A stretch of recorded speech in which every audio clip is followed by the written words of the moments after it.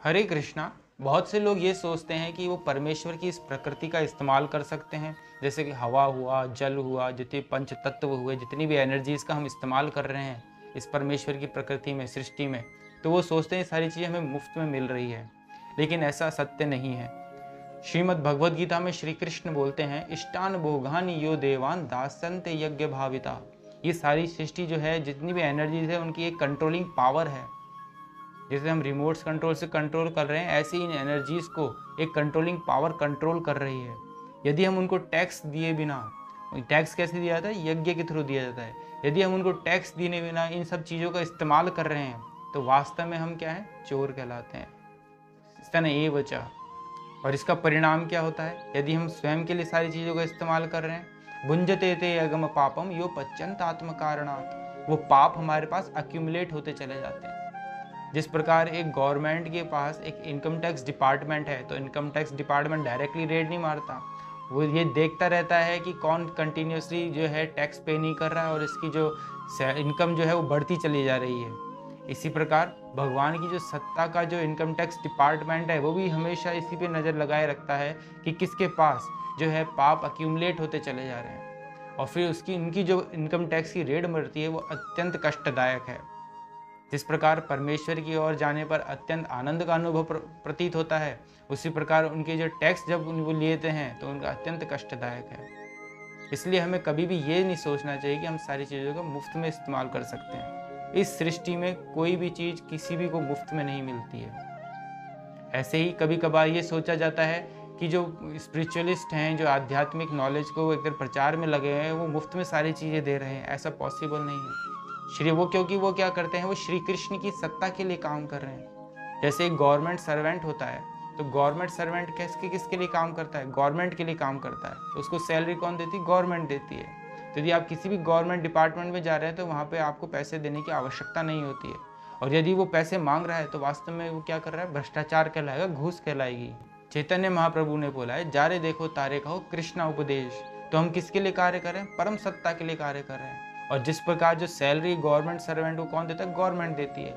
ऐसे ही जो प्रचार कार्य में लगे हुए हैं, उनकी सैलरी कहाँ से मिलती है? परम सत्ता से मिलती है। और वो सैलरी क्या है? शिरोमणि जो श्री कृष्ण है, उनकी भक्ति, उनके भक्तों की भक्ति, यही सैलरी है। और इससे अमूल्य है ही क्या इस जो मनुष्य जीवन के अंदर? बहुमूल्य ही है। मनुष्याणाम सहस्रेषु कश्चित यदति सिद्ध है यतताम अपि सिद्धानाम कश्चित माम वेत्ति तत्वतः बहुनाम जन्मनाम अन्ते ज्ञानवान माम प्रपद्यते वासुदेव सर्वमिति स महात्मा सुदुर्लभा। वो महात्मा दुर्लभ है जो जानता है कि वासुदेव ही सब कुछ है। इसलिए हमें कभी भी ये नहीं सोचना चाहिए कि हमें सारी चीज़ें मुफ्त में मिल रही है। नहीं, हमें कुछ भी चीज़ मुफ्त में नहीं मिलती इस संसार में। और कभी हमें लग रहा है कि हम सारी चीज़ मुफ्त में ले रहे हैं, तो वो कभी ना कभी हमारे पाप के रूप में एक्यूमुलेट होती है, और फिर उसका टैक्स परमेश्वर द्वारा लिया जाता है। टैक्स की रेट परमेश्वर द्वारा मारी जाती है। इसलिए कभी भी हमें सतर्क रहना चाहिए, हमेशा परमेश्वर का स्मरण करते रहना चाहिए। और क्या होता है, कभी कभार जो टैक्स की चोरी करता है ना व्यक्ति, वो शांति से नहीं रह सकता। उसके हृदय में कभी भी ये रहेगा कि आज टैक्स की रेट पड़ जाएगी, आज टैक्स की रेट पड़ जाएगी। इसके विपरीत जो एकदम वाइट मनी रखते हैं, जिनके पास सिर्फ वाइट मनी है, वो जो टैक्स पे करते रहते हैं सामने, वो शांति से रहते हैं।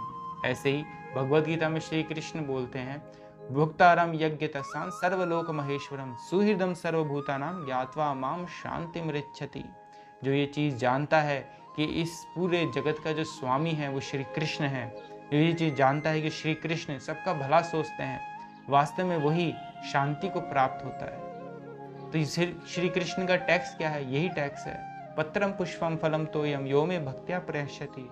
आपको भक्ति के साथ उनको सिर्फ क्या देना है? पत्र देना है, पुष्प देना है, फल देना है। और वो सब चीज़ें क्या है? हमने नहीं बनाई ये सारी चीज़ें, परमेश्वर ने बनाई है, और हम परमेश्वर को ही देने हैं, थोड़ा सा देना है हमको। इसलिए हमें कभी भी ये विचार ना करें कि इस संसार में सारी चीज़ें, हमें कुछ भी चीज़ मुफ्त में नहीं मिलेगी।